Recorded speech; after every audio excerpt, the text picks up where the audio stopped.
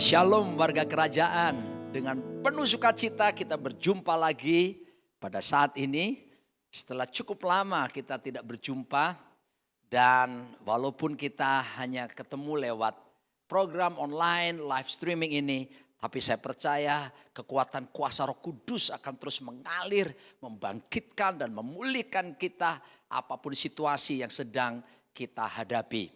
Dan sebelum memulai, saya akan sharingkan kebenaran firman Tuhan. Saya ajak jemaat untuk kita berdoa bersama-sama. Mari kita berdoa. Tuhan, Raja di atas segala raja, datanglah kerajaanmu dan jadilah kehendak-Mu di tempat kami masing-masing, di rumah kami seperti di sorga. Nyatakan dirimu lewat kebenaran firman-Mu, karena firman-Mu itu ya dan amin. Firman-Mu itu pelita bagi kaki kami serta terang bagi jalan kami. Firman-Mu yang bila kami renungkan akan membuat kami bertindak hati-hati sesuai dengan segala yang tertulis di dalamnya. Sehingga dengan demikian perjalanan kami akan dibuat Tuhan menjadi berhasil. Dibuat Tuhan menjadi beruntung. Kami sungguh percaya langit, bumi dan segala kemuliaannya dibangun manusia. Tidak kekal dan akan segera berlalu. Tapi satu hal yang pasti, perkataanmu, firmanmu tidak mungkin akan berlalu, melainkan kekal sampai selama-lamanya. Dalam nama di atas segala nama, Raja di atas segala raja, Tuhan kami Yesus Kristus. Amin. Haleluya. Pembacaan firman Tuhan kita pada saat ini adalah dalam Mazmur 23 ayat 1 sampai dengan ayat yang keempat. Kalau saudara suka judul, maka saya memberikan judul kekuatan di saat melalui lembah kekelaman. Mari kita baca firman Tuhan. Mazmur Daud, Mazmur 23 ayat 1 sampai 4. Tuhan adalah gembalaku, takkan kekurangan aku. Ia membaringkan aku di padang yang berumput hijau. Ia membimbing aku ke air yang tenang. Ia menyegarkan jiwaku. Ia menuntun aku di jalan yang benar oleh karena namanya. Sekalipun aku berjalan dalam lembah kekelaman, aku tidak takut bahaya. Sebab engkau besertaku. Gadamu dan tongkatmu itulah yang menghibur aku. Warga kerajaannya dicintai Tuhan. Dalam beberapa tempat kalau saya ajak jemaat membaca ayat ini, maka saya suka memancing mereka dengan pertanyaan. Supaya ketika mereka membaca dan mereka melihat kalimatnya, kalau mereka rasa bagus, rasa enak, maka saya minta mereka anggukkan kepala seperti ini. Seperti contoh misalnya. Dan saya suka melakukannya sambil menyanyi dalam G. Tuhan adalah gembalaku, takkan kekurangan aku. Nah, saya ajak mereka untuk ngangguk. Kalau seandainya mereka setuju bahwa kata-katanya bagus, rata-rata mereka angguk kepala. Ia membaringkan aku di padang yang berumput hijau. Terus mereka anggukkan kepala. Tapi adanya saking asiknya, begitu sampai ayat yang keempat. Sekalipun aku berjalan dalam lembah kekelaman. Jemaat, masih banyak yang menganggukkan kepala saking keenakan dengan ia memberikan aku di padang yang berumput hijau dan sebagainya. Padahal saudaraku, kalau Anda tahu bahwa dalam bahasa Inggris dikatakan bahwa sekalipun berjalan dalam through the valley of the shadow of death, lembah bayang-bayang kematian. Itu bukan situasi yang nyaman, nikmat, enak. Itu situasi yang sulit, berat, susah. Dan saudaraku, saya membaca literatur yang lain bagaimana dikisahkan itu sebuah jalan sempit yang kiri kanannya adalah tebing tinggi curam dan gelap gulita. Dan musuh kadang-kala mengintai di situ. Daud mengisahkan bagaimana dia pernah melewati lembah-lembah kesulitan, bayang-bayang maut seperti itu. Tidak mudah, saudara. Jadi saya mau katakan kepada saudara bahwa tidak selalu Tuhan itu membawa kita di jalan yang aman. Tidak selalu dia membawa kita di jalan yang nyaman. Dengar baik-baik gereja. Ada kalanya Tuhan izinkan kita berjalan dalam lembah kesulitan. Lembah yang disebut bayang-bayang kematian. But our God is the God of the purpose. Tuhan ada Tuhan yang bertujuan. Tuhan tidak akan membiarkan sesuatu yang bergerak tanpa tujuan. God still in control. Tuhan tetap dalam kendali. Saudaraku dikasihi Tuhan, saya harus bersaksi kepada jemaat bahwa beberapa hari yang lalu Tuhan izinkan saya ada di dalam lembah itu. Mazmur 23 ini saya dengan istri saya sudah biasa mengucapkan setiap kali kami bangun mezbah keluarga sejak kami menikah 27 tahun lebih yang lalu. Dan apa yang terjadi? 2 kali dalam hidup saya mengalami the valley of the shadow of death. Pertama terjadi di luar tubuh saya. Waktu kami menghadapi kerusuhan kota Mataram. Januari tahun 2000. Di mana nama saya ada daftar mereka nomor 5 untuk dicari. Kiri kanan saya melewati bagaimana orang bawa parang, tombak. Saya melihat pohon-pohon dijatuhkan di jalanan. Dan kengerian di sebelah kiri kanan. Dan di mana saya menuju ke tempat pengungsian. Dan puji Tuhan, Tuhan luputkan dari bahaya itu. Tetapi saudaraku, beberapa tepatnya sebulan lebih yang lalu. Saya diizinkan Tuhan mengalami lembah bayang-bayang maut ini. Yang ada di dalam diri saya. Saya mengalami serangan virus COVID-19. COVID-19. Dan saya terpapar virus ini di rumah sakit selama 16 hari lamanya. Dan kemudian memasuki masa isolasi mandiri sampai 14 hari. Total 30 hari penuh. Mengalami keterasingan, kesendirian. Apalagi saudaraku di rumah sakit 21 Maret. Ketika beberapa hari sebelumnya saya mengalami demam, batuk tinggi, cek darah. Diduga demam berdarah karena trombosit menurun. Tetapi ternyata kenyataannya setelah dicek darah kemudian trombosit mulai naik dan tidak demam berdarah maupun tipes. Dokter minta saya untuk CT thorax, CT scan malah. Dan disitulah ketahuan hasilnya.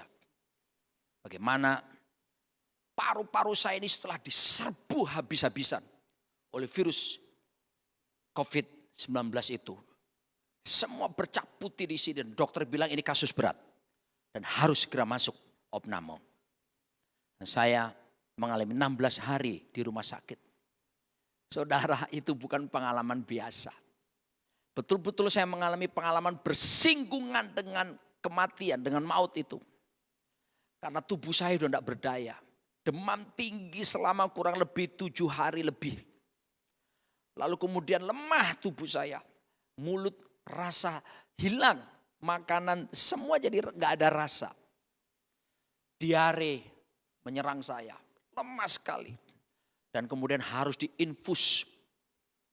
Bagaimana kiri kanan bertubi-tubi saya dibombardir dengan antibodi. Yaitu obat-obatan, vitamin, antibodi dan antibiotik dan berbagai hal. Tambahan injeksi. Setiap 3-4 hari ambil darah.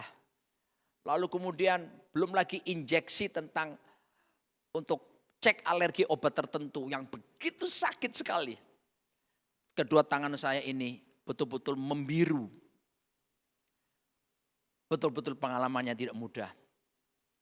Dan di saat seperti itu,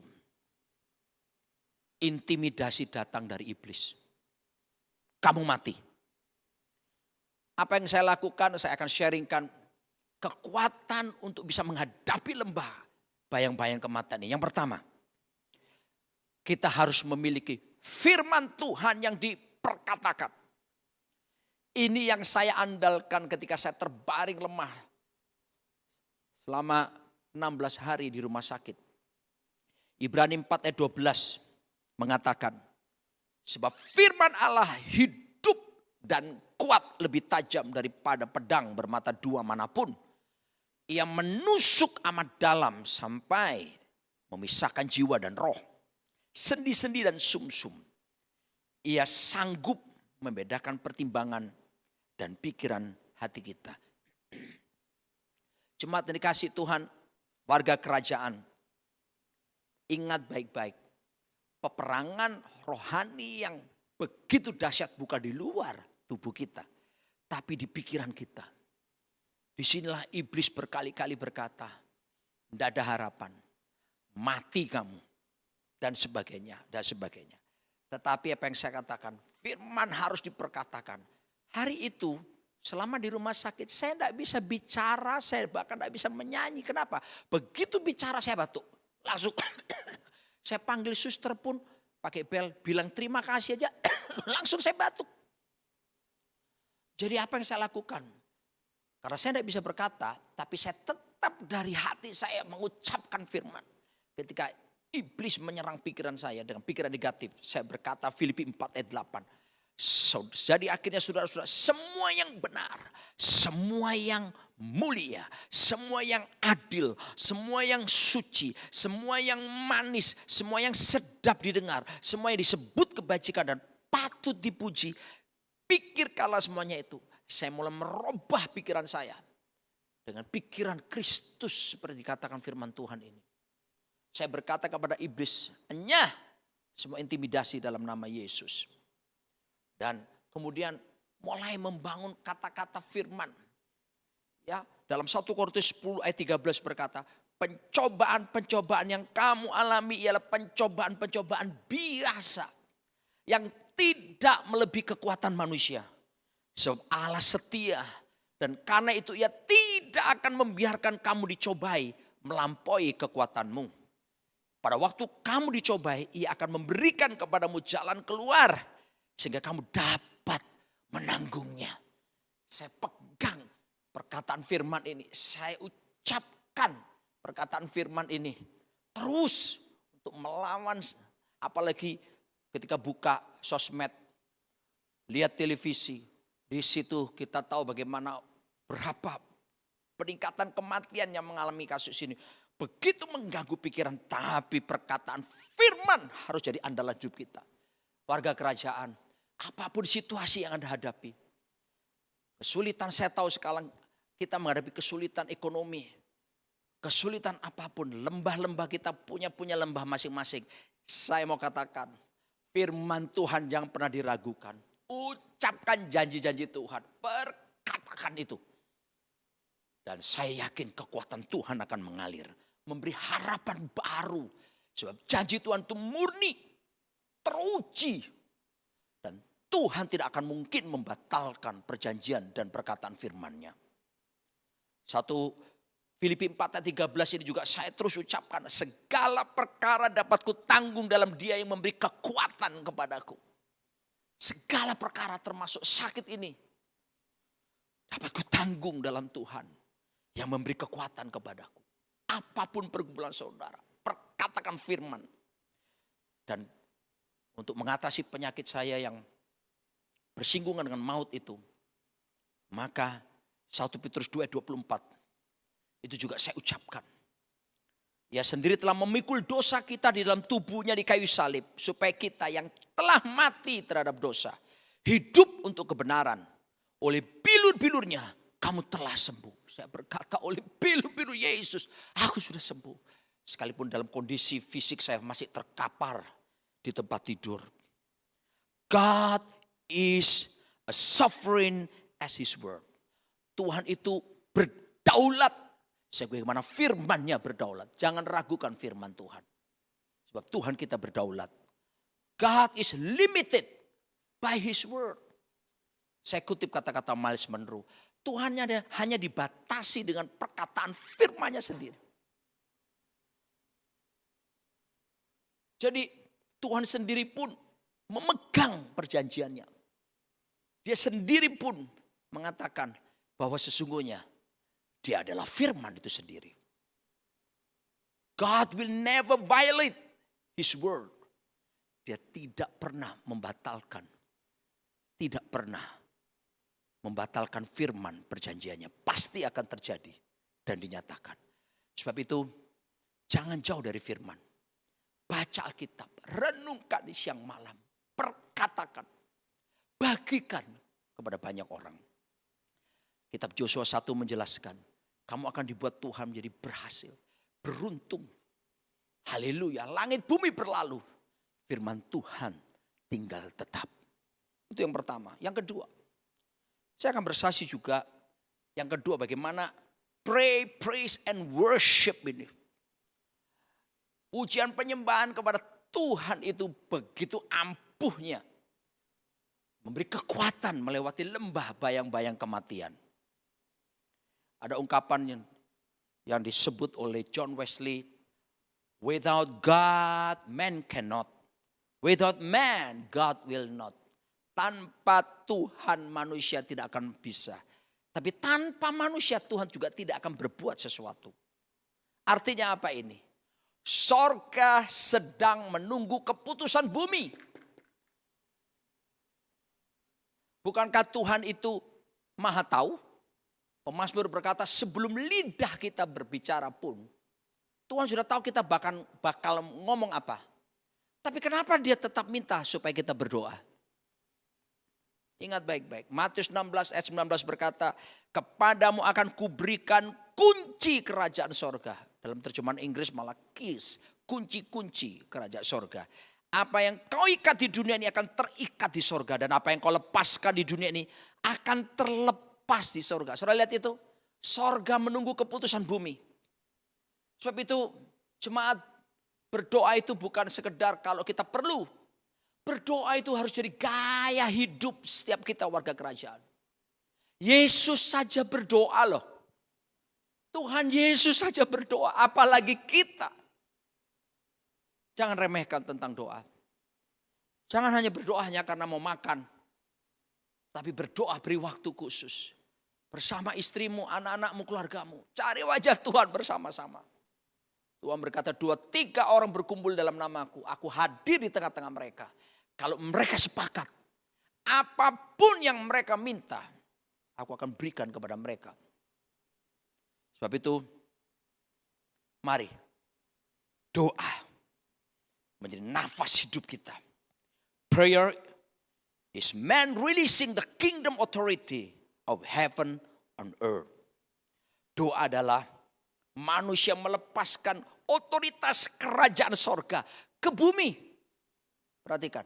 Sebab Tuhan telah memberikan otoritas pengelolaan bumi ini kepada kita, warga kerajaan.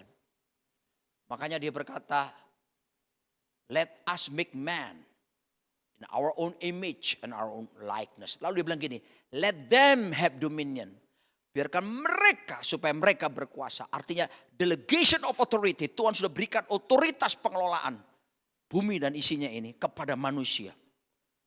Sehingga Tuhan sharing power kepada manusia. Dan saatnya kita menggunakan kuasa ini untuk menggerakkan sorga dinyatakan kuasanya ke muka bumi. Prayer is God keeping His word promises to earth through mankind. Doa adalah Tuhan menjaga janji-janjinya. Tuhan menjaga firman-Nya kepada bumi melalui manusia. Tentunya adalah melalui orang-orang tebusannya, warga kerajaan. Ingat, Tuhan tidak bisa berdusta. Tuhan pasti tunjukkan kebenarannya terjadi. Prayer is not about complaining, but it's about proclaiming. Doa bukan ngomel, menyatakan keluhan. No, dalam perspektif kingdom of God, kerajaan Allah. Doa itu petisi yang kita bawa kepada Tuhan. Doa itu begini, memperkatakan, memproklamirkan firman. Seperti yang saya alami begini, atas dasar firman-Mu berkata, oleh pilu-pilu Yesus aku sembuh. Maka Tuhan, aku minta kesembuhan kepadamu. Atas dasar firman-Mu yang berkata, segala perkara dapat kutanggung di dalam Tuhan yang memberi kekuatan kepadaku. Olehnya aku percaya, aku sanggup melewati lembah ini. Jadi ada dasar kebenaran. Bukan ngomel, bukan mengeluh, tapi memproklamirkan kebenaran firman. Saudaraku dikasihi Tuhan, jangan lupa berdoa. Dan setelah berdoa, saya tiap pagi dalam keadaan lemah, saya tetap bangun mesbah. Saya coba terkapar, tidak bisa terbangun, saya tertidur begini. Tidak bisa ngomong, dalam hati terus saya. Karena kebiasaan pagi jam 5 saya bangun mesbah. Saya lakukan itu di rumah sakit jam 5 pagi. Bukan masalah waktunya ya, tapi jadi gaya hidup. Saya terus bersekutu dengan Tuhan lewat doa. Lalu kemudian jangan lupa berikutnya, pujian penyembahan kepada Dia. Dalam keadaan terkapar itu, wow. Saya nggak bisa nyanyi karena batuk terus. Saya pesan sama istri saya, bawakan gitarku. Gitar kecil yang biasa kami pakai itu. Apa yang terjadi? Wow. Ini aneh sekali. Anehnya begini. Ketika saya nggak bisa tidur. Dokter kasih obat tidur supaya bisa tidur. Saya tetap tidak bisa tidur. Wow, begitu berat hari-hari itu. Saya hanya bisa melihat jam di depan saya yang terus bergerak. Rasanya itu kepingin ketemu pagi hari. Apa yang terjadi di tengah penderitaan yang susah, yang berat itu. Yang membuat saya kagum pada Roh Kudus. Batin saya ini, hati saya itu nyanyi terus.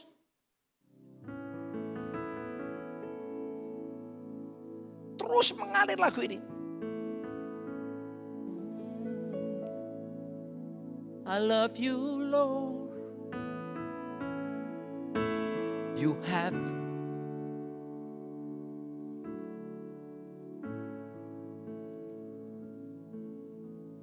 Kalau saya ulangi lagu ini, saya cuma bisa menangis.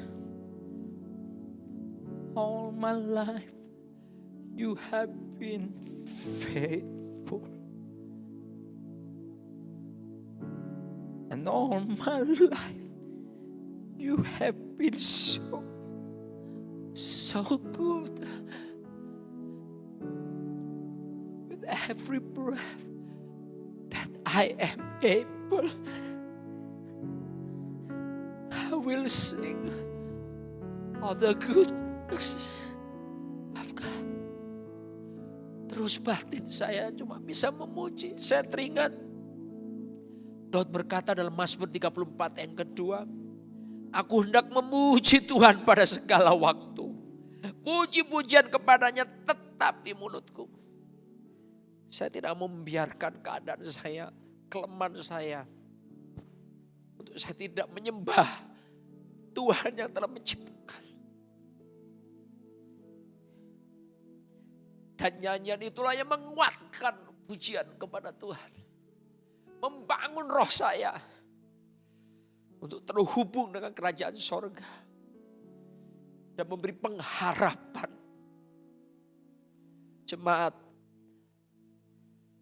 jangan tunggu mengalami seperti saya baru Anda berdoa dan memuji menyembah. Alami Tuhan tiap hari. Lapar haus sama Tuhan. Mari intim dengan Tuhan. Nearness is likeness. Kedekatan, keserupaan. Saya gambarkan seperti Raja Wali yang terbang dengan dua sayapnya. Sayap yang kiri adalah keintiman dengan Tuhan. Dekat sama Tuhan. Harus melekat. Kedekatan, keserupaan. Hidupmu pasti akan dimurnikan. Hidupmu akan semakin menyerupai Yesus. Karakter kita diubahkan. Dalam keintiman kita akan berbuah. Dan buah itu akan tinggal tetap. Dan sayap yang berikutnya adalah hormat dan takut akan Tuhan. Menjaga kesucian hidup. Mengerti Tuhan itu api yang menghanguskan. Bukan cuma penuh kasih, tapi dia hakim yang adil. Di mana semua kita akan ketemu takhta pengadilan Kristus. Dan kita akan mempertanggungjawabkan semua perbuatan kita, termasuk saya hamba Tuhan. Tidak ada yang bisa disembunyikan. Dosa pikiran, dosa perkataan sia-sia, dosa perbuatan apapun. Semua akan diungkap di sana. Dari sekarang mari kita hidup takut Tuhan dan taat akan kebenarannya. Sehingga keintiman, hormat dan takut berjalan seimbang bersama-sama. Dan Raja Wali siap terbang dengan kekuatan sayapnya.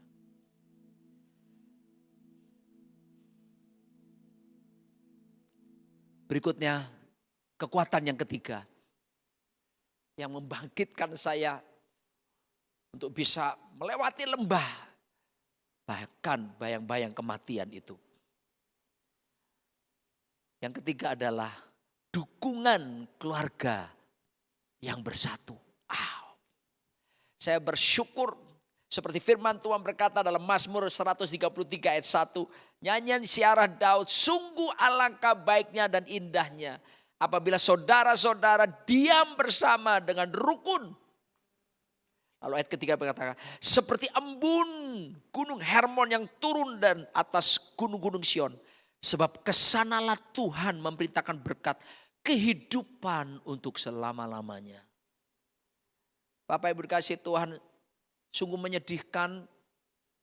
Saya dapatkan kabar dari seorang teman bahwa ketika masa lockdown di beberapa tempat di China, di Eropa, di mana stay at home semuanya, justru kekerasan dalam rumah tangga meningkat. Justru di China orang mengajukan perceraian meningkat tajam. Sesuatu yang memilukan yang seharusnya di masa sulit seperti ini. Keluarga berkumpul justru untuk bisa saling menguatkan. Bisa menghadapi hal-hal yang sulit. Firman Tuhan menjamin tentang kerukunan. Kalau keluarga diam dengan rukun. Wow, Alkitab bilang Tuhan memerintahkan berkat. Memerintahkan kehidupan untuk selama-lamanya. Saya bersyukur kepada Tuhan untuk istri dan anak-anak saya. Benar, keluargaku, sorgaku itu nyata. Saya bersyukur walaupun dia tidak bisa datang untuk besuk. Tapi dia mau datang bawa makanan dititipkan di suster di depan. Dan kemudian ketika pulang dari rumah sakit saya baru tahu bagaimana ketika sudah selesai. Dari rumah sakit 16 hari maupun 14 hari masa isolasi mandiri di rumah, di kamar sendirian. Saya baru tahu setelah dokter nyatakan saya sembuh total. Istri saya baru cerita bagaimana dia pergi ke kamar mandi dan dia di situ berseru menangis 1 jam minta supaya suaminya diberi kehidupan dan kesempatan untuk hidup. Saya melihat betapa seorang istri yang punya hati mulia, yang mencintai saya. Dan itu membangkitkan rasa untuk saya mau lebih lagi mengasihi dan mencintai istri saya. Kami terus ketemu lewat video call. Anak-anak juga, David di Bandung, Tirsa Tevi di California. Kami doa bareng terus, mereka dukung saya. David kirim lagu barunya yang dia buat tentang bagaimana pengalaman lembah bayang maut tapi tetap berkata, believe in you. Wow, itu menguatkan saya. Tirsa Tevi pun mendukung saya doa. Kami terus saling terhubung satu dengan yang lain. Walaupun saya dalam keadaan lemah. Tapi dukungan keluarga itu membangkitkan saya. Cinta istri anak-anak. Saya berdoa Bapak Ibu di tengah kesulitan seperti ini. Mari khususnya para suami. Bawa istrimu, anak-anakmu. Untuk bangun mesbah bersama. Jaga hubungan, minta Tuhan pulihkan. Kalau Tuhan bisa membuat air putih menjadi anggur. Tuhan bisa memulihkan kembali hubungan suami istri. Bukankah ini kesempatan yang baik di mana kita ada di rumah bersama-sama. Untuk kembali kita minta kasih yang mula-mula. untuk bersama-sama dikuatkan, dipersatukan. Dan Tuhan berjanji justru berkat itu akan diperintahkan, bahkan kehidupan untuk selama-lamanya. Warga kerajaan, bagaimana dengan rumah tangga Anda? Tidak ada yang tidak bisa diselesaikan dalam Kristus. Bahwa itu di hadapan Tuhan. Dan selesaikan bila ada ganjalan dan sebagainya. Maka saya percaya, jikalau semua kebencian, Alkitab berkata Yohanes pasal 5 adalah kamu saling mengaku dosamu dan saling mendoakan. Mengaku dosa dulu, baru saling mendoakan. Lalu ayat 16b berkata, doa orang benar bila dengan yakin didoakan sangat besar kuasanya. Saya percaya pemulihan keluarga, hubungan suami istri anak-anak terjadi. Haleluya. Dan jangan khawatir soal berkat. Dia berjanji kalau ada kerukunan di tengah masa sulit seperti ini pun, maka dia bisa perintahkan berkat dan kehidupan untuk selama-lamanya. Haleluya. Yang terakhir, yang keempat. Kekuatan untuk bisa melewati lembah kekelaman. Yang keempat adalah dukungan Bapa rohani. Yohanes 5 ayat 19 berkata, maka Yesus menjawab mereka katanya, aku berkata kepadamu sesungguhnya anak tidak dapat mengerjakan sesuatu dari dirinya sendiri. Jikalau tidak ia melihat Bapa mengerjakannya. So apa yang dikerjakan Bapa itu juga yang dikerjakan oleh anak. Jangan curiga ya kalau saya kok ada sedikit-sedikit batuk tadi. Dokter memberikan saya ilustrasi begini. Orang yang terserang virus COVID-19 itu seperti sebuah kota yang tiba-tiba diserbu oleh musuh. Musuh bawa senjata dan bom. Kita perang lewat musuh yang antibodi kita perang nih. Melawan itu. Dan ternyata akhirnya musuh bisa dikalahkan. Si COVID itu. Tapi jangan lupa musuh sudah mati semua kalah. Tapi peluru yang kena dinding. Granat yang dilemparkan menghancurkan bangunan. Itu yang ditinggalkan oleh musuh. Dan itu yang terjadi dalam paru-paru. Virusnya mati, tapi beberapa paru-paru bagian ada gangguan. Dan itulah yang menyebabkan kadangkala kenapa kok seperti ada batuknya. Tapi dokter kata, saya tanya sama dokter, obatnya apa ini dok? Tidak ada obat, hanya antibodi dan imun tubuh akan memberikannya dan makan yang bagus, tidur yang bagus, vitamin, berjemur setiap jam 10, 15 sampai 20 menit. Lakukan itu ya. Saudaraku dikasih Tuhan. Kenapa saya katakan betapa pentingnya kekuatan dukungan Bapa rohani? Begitu saya diputuskan positif corona, 21 Maret itu, hari Sabtu itu. Langsung saya telepon Bapak rohani saya, Bapak Pendeta Timotius Arifin di Bali. Dan sejak hari itu, tiap hari beliau berdoa, video call. Mengucapkan ayat firman Tuhan untuk saya dari Mazmur 91, Mazmur 27, Mazmur 116. Beliau berkata, Roni, kamu adalah aset kerajaan Allah. Roni, kamu pembicara kerajaan Allah. Roni, saya melihat kamu sampai masa tua rambutmu putih tapi sudah gak ada jambulnya katanya. Dia bicara tentang masa depan. Dia berkata kamu akan tuntun Tirsa yang akan menikah tahun ini. Kepelaminan. Dia memberi harapan, perkataan yang membangun kepada saya. Bayangkan tiap hari Pak Arifin. Bahkan sampai tadi ini pun beliau terus hubungi saya. Wow, itu menjadi kekuatan buat saya. Father and son relationship. Seperti Yesus tak bisa berbuat sesuatu kalau tidak melihat Bapa. Dan Yesus bertindak seperti apa yang Bapa inginkan.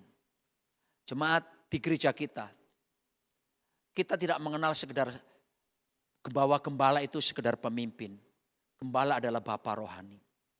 Maka kepemimpinan di gereja kita adalah father and son relationship yang dibangun. Bukan sekedar pemimpin dan yang dipimpin.